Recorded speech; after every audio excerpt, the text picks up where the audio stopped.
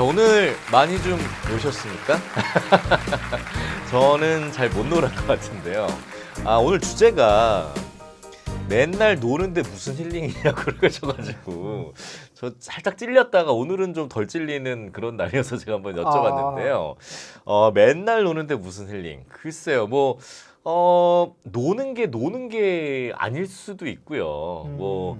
뭐 이렇게 좀 놀아야죠. 그리고 뭐 좀 전환도 하고 뭐 이래야 되는데, 그렇죠. 예, 이게 좀 뭐가 잘못된 겁니까, 저희가? 아니 열심히 일하시니까. 제가요? 그렇죠. 힐링은 열심히 필요하죠. 일을 한다.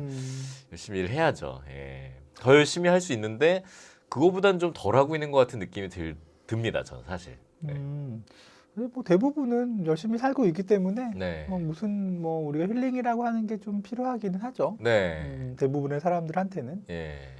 근데 이제 안 그런 경우에 음. 힐링을 찾는 분들도 많이 있긴 하거든요. 안 그런 경우는 정확히 어떤 경우입니까?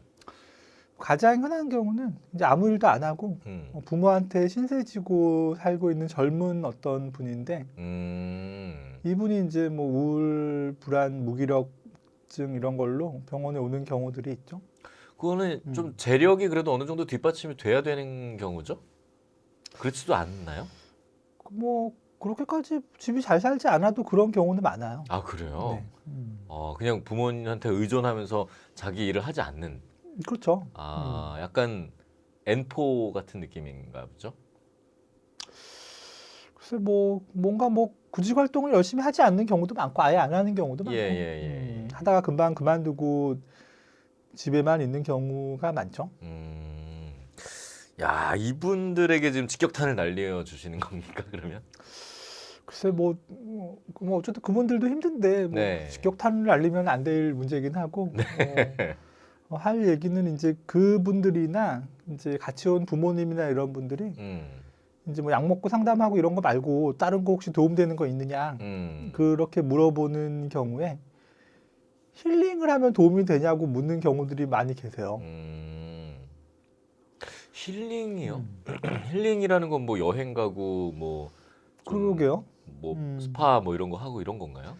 그러니까 그래서 뭐 어떤 거 말씀하시는 거냐고 물어보면은 네. 그 말씀하신 대로 여행, 예. 뭐 필라테스하고 요가하고 뭐 명상하고 뭐 취미 활동 이런 거 말하는 거죠. 근데 이제 문제는 뭐 그런 게 힐링이란 거는 결국에는 쉬는 거잖아요. 쉬는 거죠. 그렇죠? 쉬면서 뭔가 나의 멘탈을 이렇게 뭔가 평온하게 관리하고 뭐 그런 거 있잖아요. 그렇죠. 필라테스하고 요가하고 그러면. 네. 근데 뭐 힐링을 하려면은 뭔가 하여튼 하고 있는 게 기본적으로 열심히 하고 있는 게 있을 때만 힐링을 할 수가 있는 거기는 한 게 이제 문제인 거죠. 계속 그냥 남의 신세를 지고 쉬고 있으면은 이 사람은 이미 뭐 삶 자체가 휴식에 계속 들어가 있는 거기 때문에 뭐 휴식할 게 이제 없는 거죠. 그러니까 대부분의 시간을 뭐 몸을 써서 일을 하거나 네. 아니면 몸 자체는 별로 안 쓰더라도 머리를 뭐 엄청 쓰면서 뭔가를 뭐 하거나 뭐 학문을 연구하거나 아니면은 뭐 집에서 전업주부로 뭐 가사를 열심히 하고 애를 열심히 키우든가 뭐 그런 거 하는 사람한테는 휴식이라는 게 필요하죠. 그렇죠. 내 시간에 뭐 힐링을 하는 것도 필요하고. 네. 근데 이제 그러지 않은 사람들한테도 뭔가 힐링이 자기를 바꿔줄 수 있을 거라고 생각을 하는 경우가 많이 있는 것 같아요. 근데 그거는 그렇지 않다는 얘기죠. 그렇죠. 그냥 힐링이 이미 내 삶이고 그 삶 안에 들어와 있는데 그 뭐 또 다른 게 뭐 더 힐링이 되고 그럴 게 없다. 뭐 그렇게 볼 수 있는 거죠. 어. 하고 있는 노동이 없는데 내 노동으로 뭐 사회적으로 독립을 이룬 상태가 아니잖아요. 네. 그러니까 내 노동으로 사회적으로 독립해서 내 책임 하에 인생을 살고 있으면은 무슨 힐링이라는 게 의미가 있기는 해요. 계속 뭐 이 일만 할 수는 없잖아요. 이런 경우는 어떤가요? 요즘에 빠른 은퇴, 뭐 벌어놓고 자신은 일을 하지 않으면서도 돌아가는 어떤 운용 수익으로 뭐 자신의 삶을 이렇게 살아가겠다. 뭐 많은 사람들이 꿈꾸는 뭐 그런 부분인데 그래서 그걸 성취했어요. 한 50 됐어요. 매일 삶이 이제 뭘 일을 하지 않아도 돼. 하지만 돈은 계속 돌고 네. 그런 경우도 힐링이 필요 없나요? 그럼? 그거 전에 여러 번 다룬 주제긴 하죠. 예. 파이어족 뭐 그런 거, 네. 경제적 자유 이런 거. 그러니까요. 일단 그런 사람이 너무 없으니까. 너무 없죠. 네. 아니 뭐 아나운서시니까 또 주변에 좀 뭐 그런 분이 있을 수도 있는데 또 계속 유지되는 경우가 잘 없죠. 나중에 봤더니 요즘에 안 보여갖고 그 사람 어떻게 했어 그랬더니 망했어. 이렇게 되는 경우가 많죠. 대부분은 이제 수저가 다르신 분들이 제일 유리하고 뭐 네. 그렇긴 하겠지만 네. 그거 말고는 이제 사실 뭔가 큰 그 은퇴를 위해서 큰 성공을 거두는 그런 분들은 아주 많지는 않죠. 네.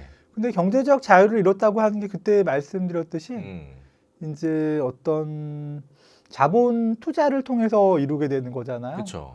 그 자본에 대해서는 계속 신경을 쓰게 되는 거죠. 이게 뭐 주식의 시세를 확인하건 뭐 부동산 뭐 월세를 내가 확인하고 뭐 관리를 하건 뭐 어떻게든 간에 뭐 이제 나한테 이제 일을 안 하고도 수익을 안겨주는 그런 사업이나 그런 것들이 어떻게 돌아가고 있는지는 계속 확인하지 않으면 안 되니까. 그래서 그 시스템이 굴러가야 되니까 계속. 그렇죠. 네. 뭐 신경을 안 써버리면 망하는 거 아니에요. 그래야 내가 계속 놀 수 있으니까. 네. 그렇죠. 그러니까 네. 내가 뭐 예를 들어서 뭐 잘 되는 식당을 만들어 갖고 다 맡기고 뭐 이제 난 놀러만 댕기면은 식당이 망할 가능성이 높잖아요.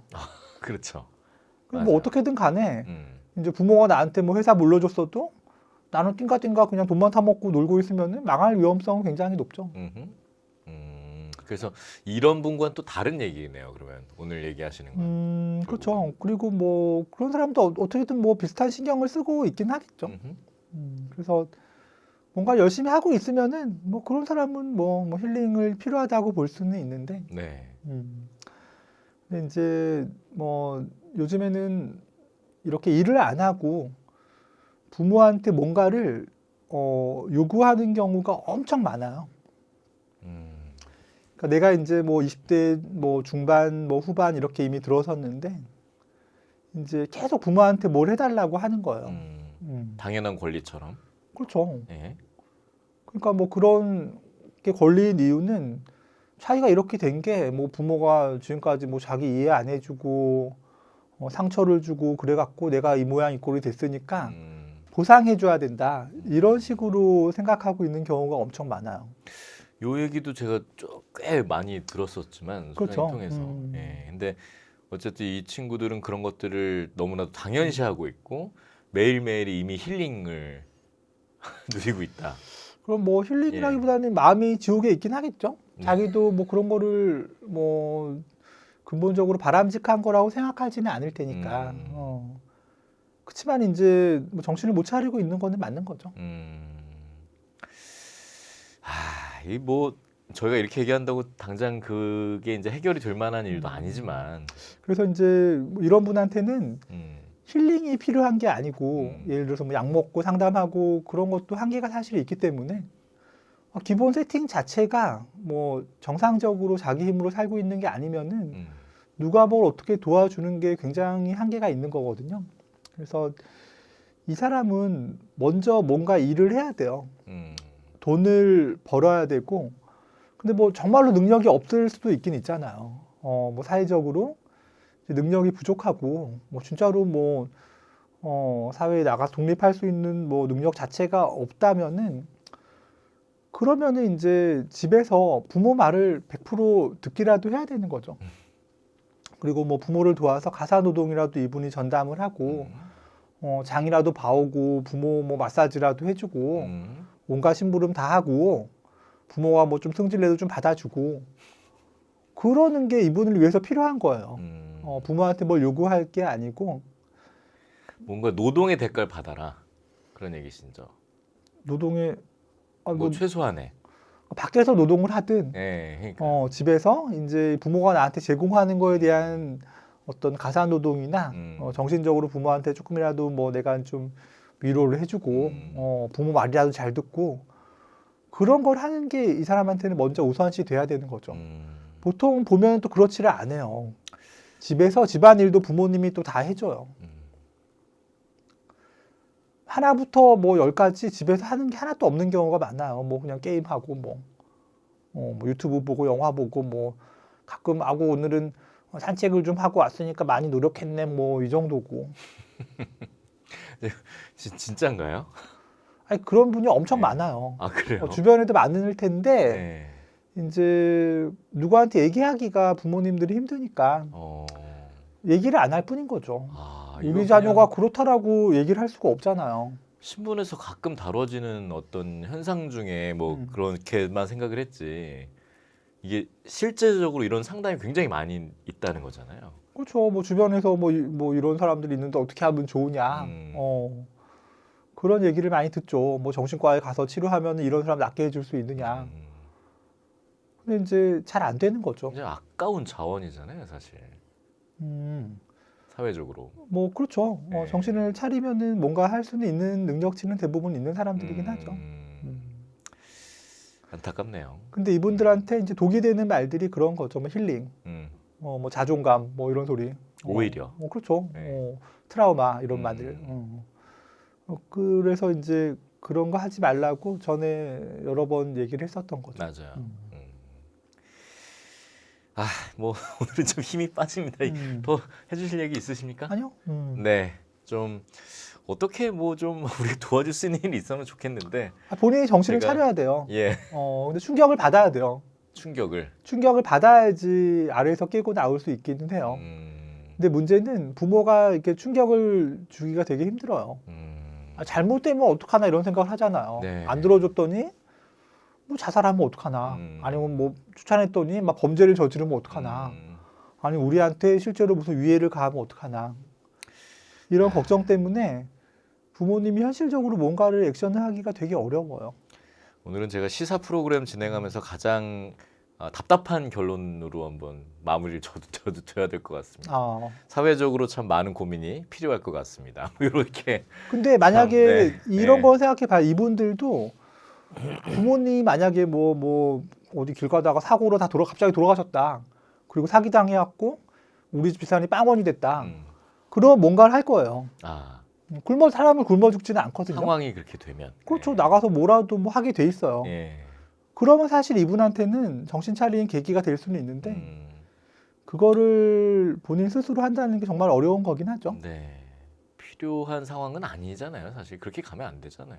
그렇죠. 네. 그러니까 이제 부모가 뭐 쫓아낸다거나 그런 식의 충족요법을 가할 수가 있는데 현실적으로 잘 안 되더라고요. 네. 자녀를 또 사랑해서 잘못될까봐 겁을 내기 때문에 또 그러겠다가 잘못되면 어떻게 해요라고 이제 물어보겠죠. 저한테도. 뭐 별 방법이 없는 거죠. 그거는. 이런 충격에 대해서 좀 그건 좀 같이 고민을 더 많이 해봐야 될 것 같습니다. 그래서 이렇게 되기 전에 네. 어릴 때부터 네. 크면은 무조건 독립이다.